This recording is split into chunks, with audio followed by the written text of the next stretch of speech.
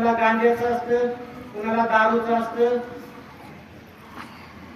तर कोणाला अनेक व्यसन असतात, ते मी तुमच्यापर्यंत सांगू शकत नाही. तर विद्यार्थी मित्रांनो, या व्यसनापासून आपल्याला परावृत्त व्हायचं आहे किंवा व्यसन आपल्यापर्यंत येऊन द्यायचं नाही. व्यसनामुळे काय होतं, तुमच्या शरीराची हानी होते. तसंच काय होतं, तुमच्या घरामध्ये अनेकांना त्या व्यसनापासून त्रास सहन करावा लागतो. मग शासनाचा एक प्रोग्राम आहे की सर्व विद्यार्थी आणि जे काय आपल्या आसपासचे असतात त्यांना व्यसनापासून मुक्त करायचं आहे. मग यासाठी काय केलं पाहिजे, तर आपली संगत ही फार महत्वाची असते. कसं असतं, ह्या वयामध्ये तुम्हाला तुमच्यापेक्षा वयाने मोठा असणारा एखाद्याला व्यसन असतं, तो तुम्हाला आग्रह करतो आणि तुम्ही त्याच्या आहारी जाता आणि एकदा ते व्यसन जडलं की ते सुटत नाही. मग ते अंतिम आपल्याला शेवटाला घेऊन जाते. त्यामुळे विद्यार्थी मित्रांनो,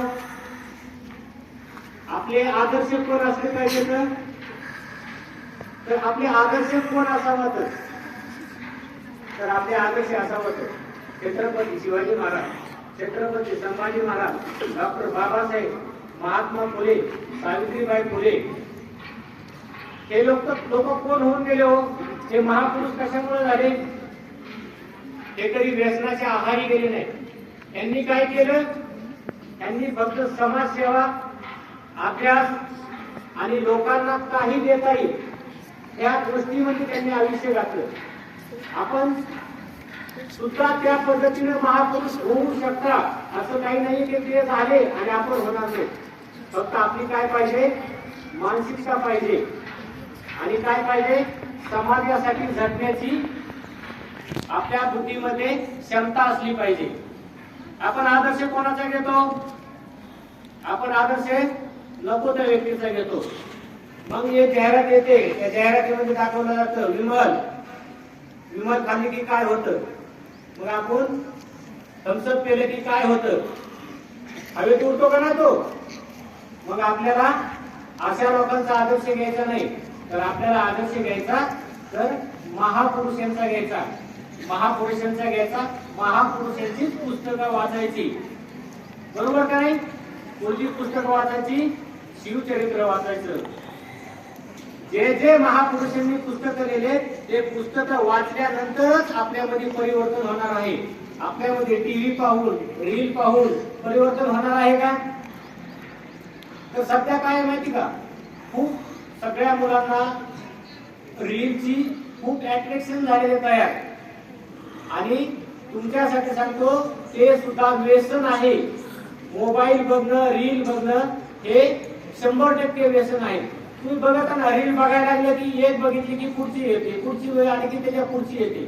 सध्या तर काय मुलांना जेवणच त्याच्याशिवाय जात नाही.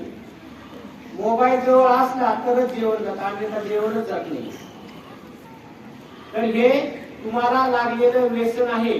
त्या व्यसनापासून सुद्धा आपल्याला परावृत्त व्हायचं आहे. सगळ्यात भयानक व्यसन येते. त्यामुळे विद्यार्थी मित्रांनो, आपल्याला जर चांगलं राहायचं असेल, तुम्ही बघत असताल, उदाहरण तुम्हाला अनेक भेटत असते. एखाद्या गावामध्ये पहा तुम्ही, क्लास 1 अधिकाऱ्यांची संख्या 100 वर आहे, 50 वर आहे. हे का होतं, तर हे त्या गावात जे क्लास 1 अधिकारी झालेली जी मुलं असतात, ते मुलं काय करतात, त्यांच्या जी खालची मुलं असतात त्यांना मार्गदर्शन करतात आणि त्या पद्धतीनं ते मुलं घडत जातात. तसंच